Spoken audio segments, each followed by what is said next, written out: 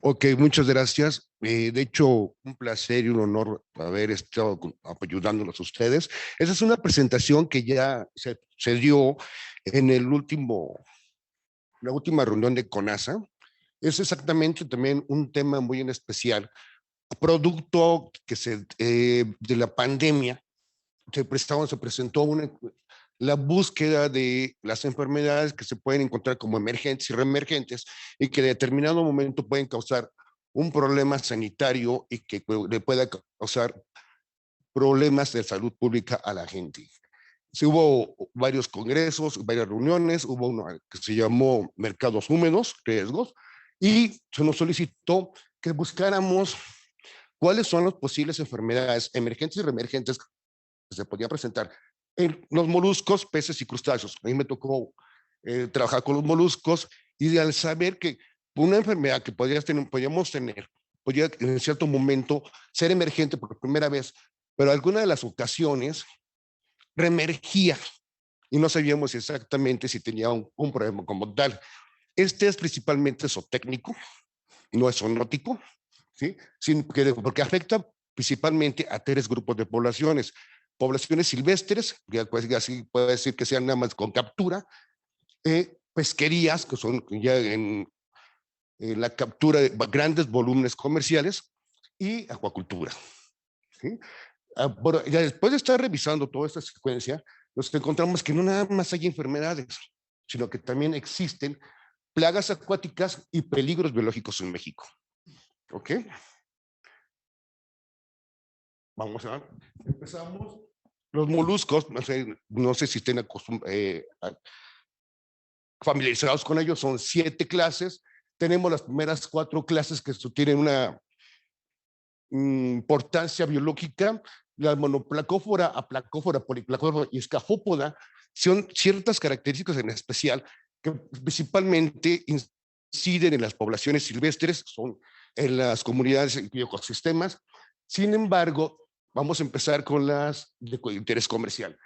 Arriba tenemos, en la parte derecha, a los gasterópodos. En la parte de arriba son un abulón y en la parte de abajo son caracoles que pueden ser terrestres y acuáticos. Ok, los dos pueden presentar muchos problemas. Sin embargo, de los comerciales que tenemos nosotros en México, es el abulón. Tenemos varias especies, sin embargo, pocos cultivos y solamente una sola especie. La parte del centro, que tenemos los pelecípados y bivalvos, que son los que tienen finalmente 2 valvas y pueden ser una respiración de sifones.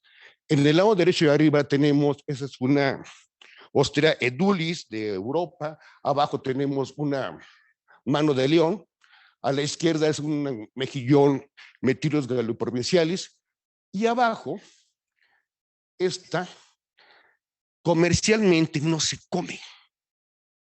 Es una especie invasora que se presenta y es el terror de los puertos, tapa tuberías, rompe pilotes, cierra represas. Su ciclo biológico puede ser en agua dulce, puede estar en agua salobre y en agua marina. Afortunadamente no lo tenemos en el Golfo de México, el Pacífico Sur y Centro no existe tampoco, lo tiene Baja California Norte, lo tiene la costa oriental de Baja California Sur. Y es el terror de San Diego, Los Ángeles, San Francisco, y en algún momento un investigador del CICES ya lo ha reportado en embalses de la zona de Tijuana. Y la última, los cefalópodos, tenemos a los pulpos, a los calamares, las sepias y los nautilus. Ellos también tienen ciertas características económicas muy buenas y tienen en cierto momento muchos el uso, principalmente en investigación. Ok, continuamos. Aquí siguen siendo bivalvos. Lado izquierdo, la almeja generosa, ya hasta que se realiza el cultivo completo, también hay permiso de captura en poblaciones silvestres. Su principal mercado es Taiwán y China y Hong Kong. El mejillón, Methyllus galoprovincialis, se trajo en los 70s de Europa, se cultiva en la zona de Baja California, son de aguas templadas y tiene una muy buena producción y se puede vender muy bien. Tenemos un grave problema en México. vendemos casi todo en crudo. Casi no hay una transformación enlatado. Y, por ejemplo, una almeja navaja española, una latita de 5 o 7 navajas, te puede costar hasta 7, 8 euros. ¿Sí? La almeja roñosa es una de las alternativas que se ha dado para poder consumir almejas con ciertos adiciones como las paelleras, pero aquí finalmente hay cultivo en la zona de Baja California y se está extrayendo mucho en la zona de Alvarado, otra que se llama gallito. Ya no existe la almeja que conocimos cuando éramos jóvenes, que cuando se comía arroz. Esto ya no se vuelve a ver. ¿Sí? Cayo de hacha, Atina Mauro, hay unos cultivos muy excepcionales, muy buenos. Hay unas personas que lo pueden sacar muy bien.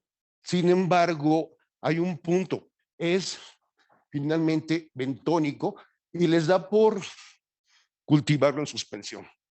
Hay un problema con los cultivos en suspensión.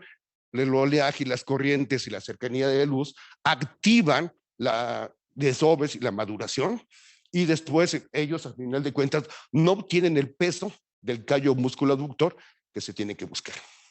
Entonces, prácticamente, ellos están reduciendo realmente su efectividad.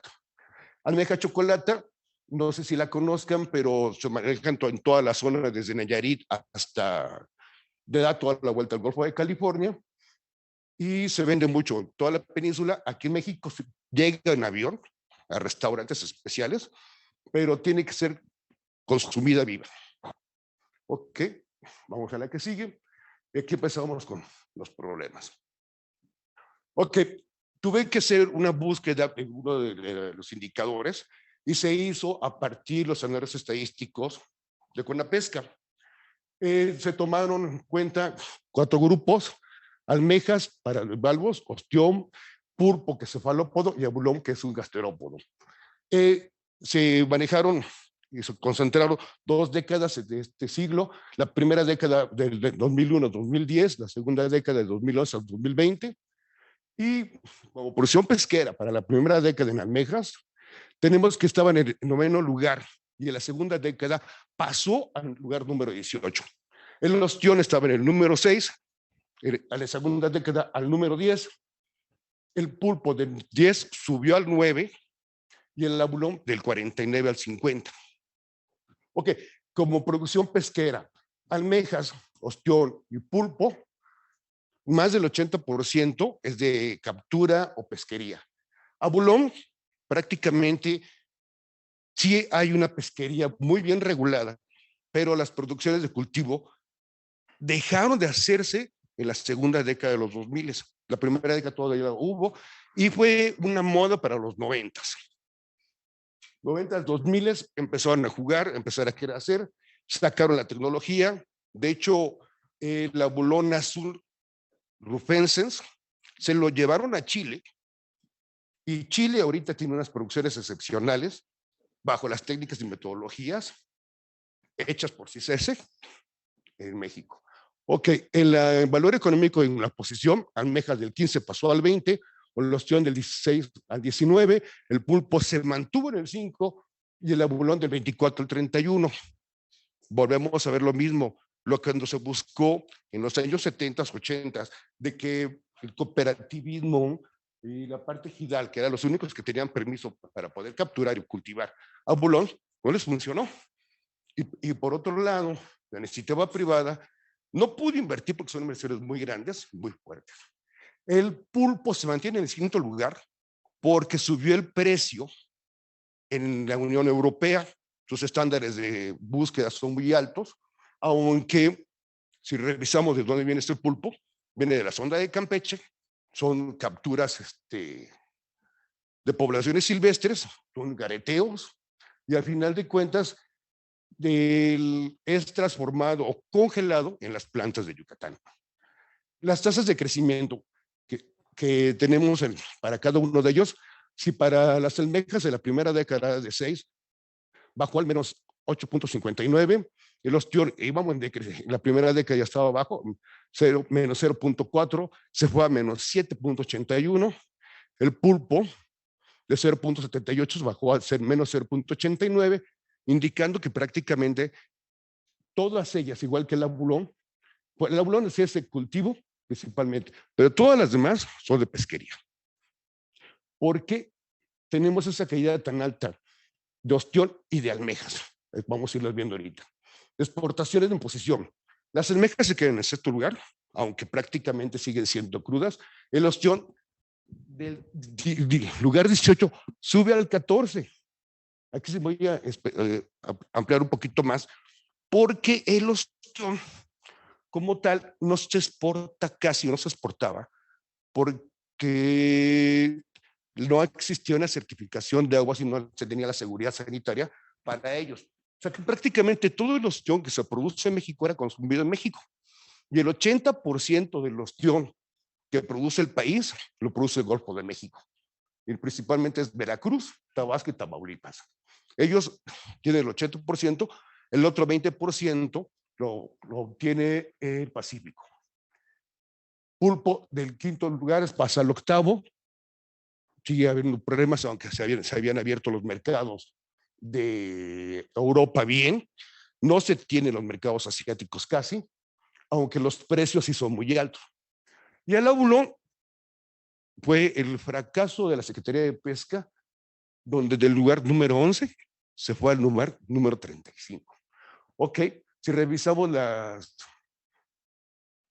las líneas de la gráfica de abajo, la línea azul específicamente es la del ostión. Normalmente se mantenía entre 50,000 y 60,000 toneladas de producción al año.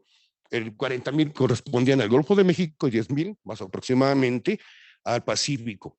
El Golfo de México nada más tiene Cassiotea virginica como tal.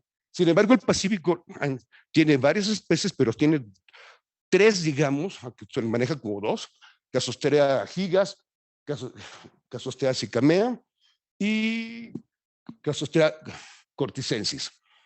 Ok, prácticamente, si las caídas se dieron en la primera década, es de que está habiendo problemas en el Golfo, y es cierto. Muchas de las situaciones que se tienen es que las poblaciones de captura o de pesquerías de ostión se presentan en lagunas costeras, no son en mar abierto, donde hay una incidencia termoalínea de baja salinidad, una temperatura intermedia, pero las capturas no se están dando como se esperaban, y sin embargo el Pacífico, que ha estado certificando e incrementando sus sitios de producción, han podido incrementar sus producciones de gigas y están pudiendo exportar. En la parte de abajo, las barras, es del abulón. El abulón prácticamente se puso así porque sus producciones no llegan ni a las 1,000 toneladas de extracción. Continuamos. Ok. Para poder saber qué enfermedades tenían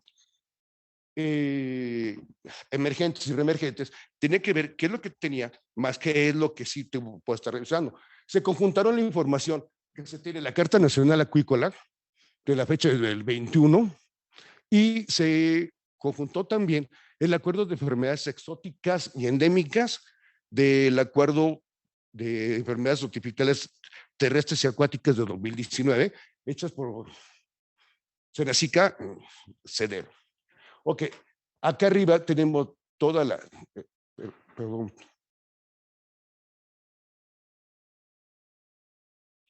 Ok, me salté una. Ok, regresamos.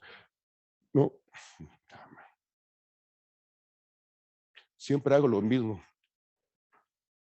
Acá está, ya está. Ok, las que están en color guinda son las que se encuentran en el acuerdo, y principalmente todas están marcadas por un grupo. El grupo 1 es de las especies exóticas, el grupo 2 es de las especies endémicas notificables, de notificación inmediata, y hay un grupo 3 de las endémicas que ya nada más tienen que ser reportadas mensualmente. Las que están en negro son parásitos, principalmente algunos de ellos son plagas y uno de los puntos en especial es que todos ellos provocan mortalidades masivas. Así que saliéndonos de la norma del acuerdo de enfermedades, sabemos muy bien de que tenemos acá el mejillón presenta casi todas las enfermedades, el abulón tiene algunas también, sin embargo, mano de león, que es más generosa y callo de hacha no las tiene, pero sí presenta alguna de las parásitos o sí, parásitos o plagas que se encuentran en la zona.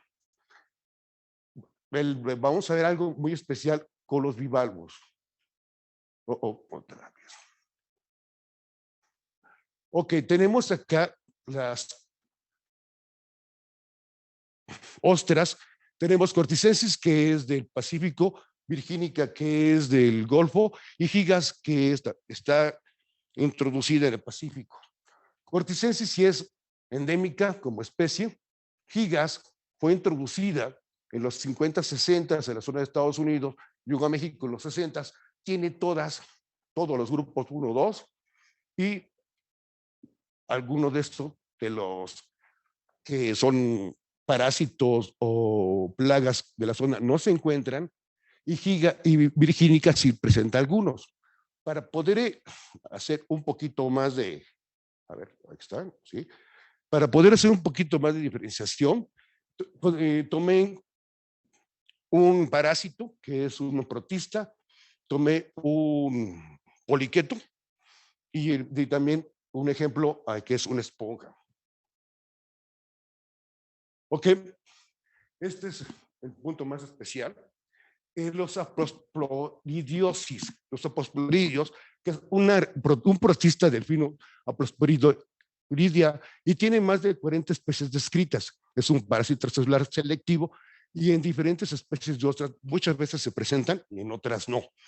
Tenemos que para Aplosporidio nelsoni, ¿sí? Es tiene una transmisión indirecta. Se puede creer que tiene posibles huéspedes intermedios y también fue denominado el, ¿cómo se llama aquí? La esfera multinuclear de origen desconocido. Aquí hay otra de las situaciones muy especial. Aquí en tenemos los daños y la presencia porque es intracelular.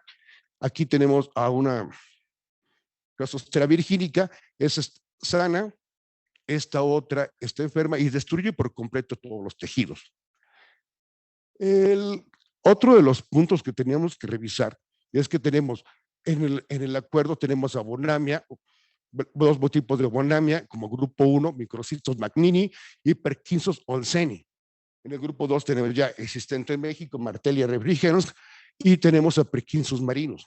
Sin embargo, nos estamos encontrando de que para Bonamia ostrae, que es intracelular, al momento que se reproduce Bonamia, su fase no es larvaria, tiene una fase reproductiva muy especial este protozoario, no me acuerdo si se llaman exquisitos, y ellos esporulan, se pueden incorporar a la larva del ostión y pueden en cierto momento irse por la forma planctónica y luego volver a infectar a otras ostras, otras almejas, si es que les corresponde. Pero aquí es donde se encuentra la parte más interesante. Tiene un punto muy especial. Es muy susceptible a la baja salinidad y a la alta temperatura. No puede sobrevivir. Su mortalidad se incrementa y no puede infectar. Cuando existen temperaturas más bajas, es cuando prolifera mucho más, y es uno de los puntos por el por qué en México si encontramos Bonamia, Perkinsus y alguno de ellos, Aplosporidios, no han generado grandes cantidades de mortalidad. Si, por ejemplo, afectan tejidos conectivos, blancas, epitelio, tubo digestivo, y su diagnóstico puede ser por histología, hibridación in situ y PCR. Sucede que nuestros cultivos fuera de la península de Baja California, en la zona norte de Sonora, donde podemos encontrar aguas frías y que son los florecimientos para la producción y crecimiento y engorda de Cassiosteria gigas, tenemos de que nuestra demás situación, Golfo de México, tenemos a Virgínica, tenemos temperaturas más altas y tenemos que todas esas producciones y poblaciones, ya sean de poblaciones naturales o de cultivo, están dentro de lagunas costeras. Esas lagunas costeras están con una relación termoalina donde tienen más baja salinidad, se puede presentar el patógeno, pero no se desarrolla la enfermedad. Y entonces, muchas de las veces, para los comités que tienen moluscos, encuentran en sus PCRs una cantidad espantosa de Parkinson, pero no hay mortalidad. ¿Sí? Entonces, aquí es un punto que se tiene que revisar porque todo tiene que tener una secuencia ecosistémica. Continúo con la que sigue y empezamos con los problemas. Hay un grupo, 5 minutos. Híjole. Ok, me regreso. Poliquetos, a final de cuentas son anélidos, ¿sí? Tenemos dos grupos, tenemos los abelidos y tenemos los teresabela. Hay uno como en especial, este poliqueto, que es a final de cuentas polidora. Es un organismo que es dioico, estrictamente marino, y se considera como una plaga acuática. Pueden provocar daños estructurales al acompañante y su posición como tal no es un parásito, es un comensal endobionte. Esas provocan mortalidades masivas y eso es un comensal endobionte porque si ustedes ven esta boquita, ¿sí? En el ciclo biológico ellos tienen trocófora, metatrocófora y un juvenil. Estos juveniles pueden usar en la parte larvaria y se pueden fijar en un sustrato. El sustrato normalmente puede ser una roca o un sustrato calcáreo. Entra el sustrato calcáreo, empiezan a fijarse, lo perforan, hacen galerías, viven en la zona paleal y cuando menos se dan cuenta se están haciendo unos nichos de alodo con bacterias y todo, y aparte también destruyen el juego. Teresabela, al final de cuentas, es también un comensal invasivo, hace la misma fijación, tiene la misma situación, y en la zona de Estados Unidos le llaman epizootras acuáticas por plagas. Teresabela fue importada de Sudáfrica a Estados Unidos en los 80s, pero se ha detectado en Chile desde 2006. Ok, bueno, vaya. Ok, daños. Aquí tenemos mano de león, como es normal. Se hacen aquí una especie de nódulos, protuberancias, de que cuando estos poliquetos dañan la estructura calcárea, el molusco empieza a producir conquiolina para que pueda generar una especie de cura, que es el mismo principio de cuando se generan las perlas, y al final de cuentas terminan dañando los organismos. Cassiosteria virgínica, normal, normal, normal, y aquí está el daño de protuberancia, y tenemos acá también otros dos más, que es Cassiosteria virgínica cubierta por tubos de Phycopotmatus uscacobi, que es una especie exótica de poliqueto marino asiático, fue detectado en la laguna de los Teón Varillas, Veracruz, y se cree que llegó con las aguas del lastre de los barcos.